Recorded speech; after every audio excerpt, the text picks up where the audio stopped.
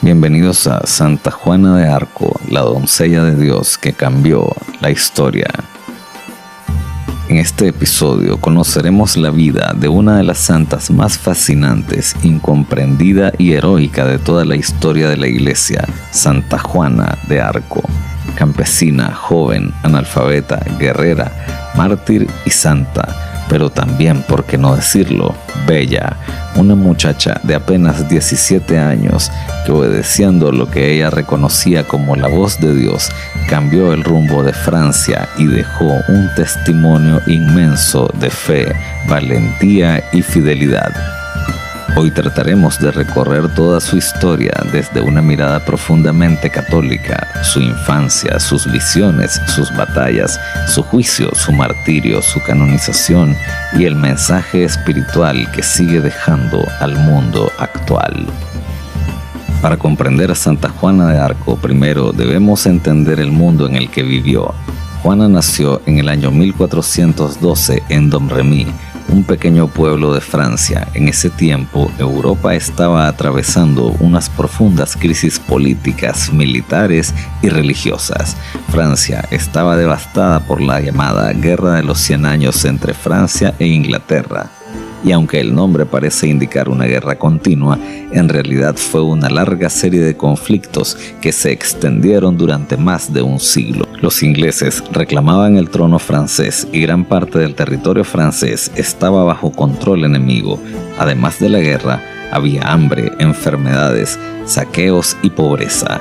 Pero había otro problema gravísimo. Muchos franceses dudaban incluso de quién era el legítimo rey de Francia. El heredero legítimo era Carlos VII, conocido como el Delfín de Francia. Sin embargo, su autoridad era cuestionada y su situación parecía desesperada. En medio de este caos, apareció una adolescente campesina diciendo que Dios la enviaba para salvar a Francia y, sorprendentemente, la historia le dio la razón. Juana nació en una familia campesina profundamente católica. Sus padres eran Jacques d'Arc e Isabelle Romée. Desde niña aprendió la fe católica de manera sencilla pero intensa. No sabía leer ni escribir, pero conocía las oraciones, asistía a misa con frecuencia y tenía una gran devoción por nuestro Señor Jesucristo, la Virgen María y los santos. Los testimonios posteriores coinciden en algo. Juana era una muchacha piadosa, caritativa y muy seria espiritualmente.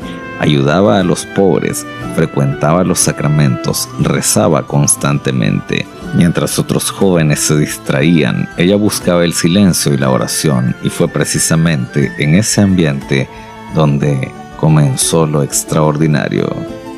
Cuando Juana tenía alrededor de 13 años, comenzó a experimentar algo que marcaría toda su vida. Ella afirmaba escuchar voces celestiales.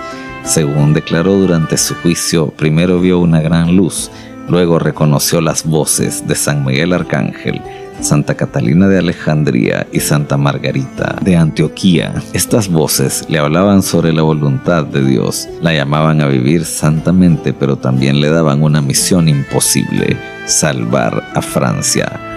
Juana afirmó que Dios la enviaba para ayudar al Delfín Carlos a recuperar el reino y conducirlo a su coronación legítima. Imaginemos por un momento la situación. Una adolescente campesina sin educación militar, sin influencia política y sin riqueza, aseguraba que Dios le pedía liderar una misión nacional. Cualquiera habría pensado que estaba loca. Sin embargo, hay un detalle importante. La Iglesia Católica siempre ha sido extremadamente prudente con la experiencia mística. No toda visión viene de Dios. Por eso, la vida de Juana fue examinada cuidadosamente y algo impresionó a quienes la conocían: su humildad, su pureza, su ortodoxia, su fidelidad a la Iglesia. Nunca predicó doctrinas extrañas, nunca se colocó por encima de la autoridad divina, nunca buscó gloria personal. Ella repetía constantemente: todo lo hice por mandato de Dios. A los 16 años, Juana decidió obedecer completamente la misión que sentía de parte de Dios.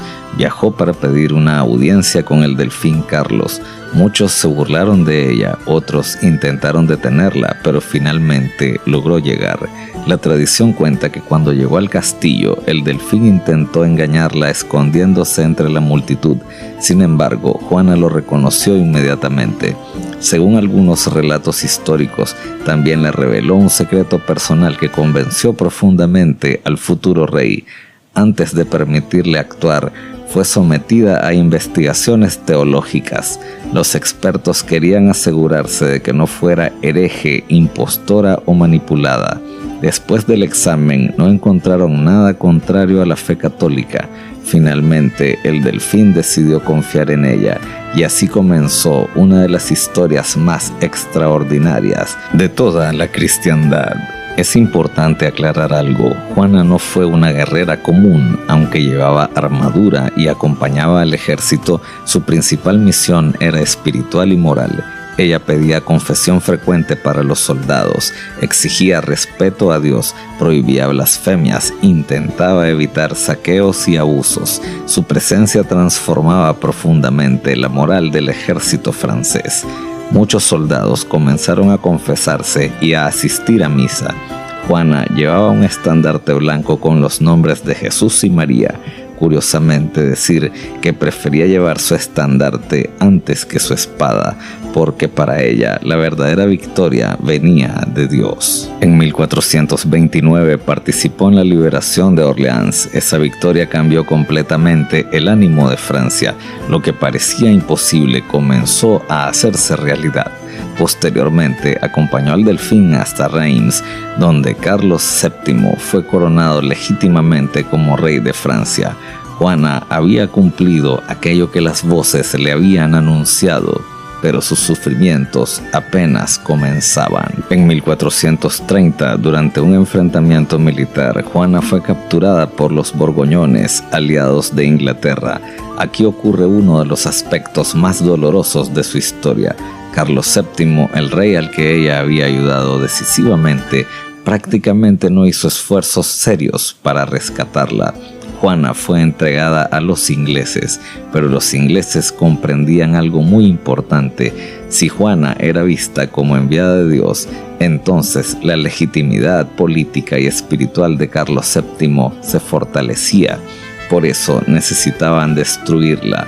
No solamente físicamente, necesitaban desacreditarla religiosamente, y así comenzó uno de los juicios más injustos y manipulados de la historia. El juicio contra Juana de Arco fue presentado como un proceso eclesiástico, pero se trataba de un tribunal irregular que no respondía ante las autoridades eclesiásticas principales. Sin embargo, estuvo profundamente contaminado por intereses políticos.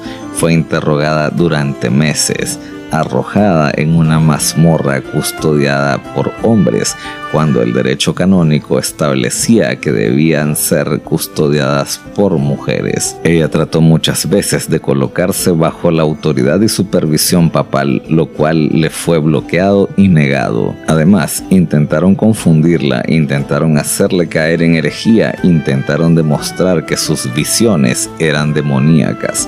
Pero algo dejó sorprendidos incluso a sus enemigos: la sabiduría de Juana.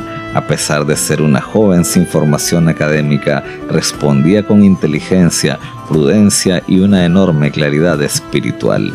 Una de las respuestas más famosas ocurrió cuando le preguntaron: ¿estás en gracia de Dios? La pregunta era una trampa teológica. Si respondía sí, podía ser acusada de soberbia, y si respondía no, parecería condenarse a sí misma. Entonces Juana respondió: si no estoy, que Dios me ponga, y si estoy, que Dios me conserve. Incluso grandes teólogos reconocieron después la profundidad de esa respuesta.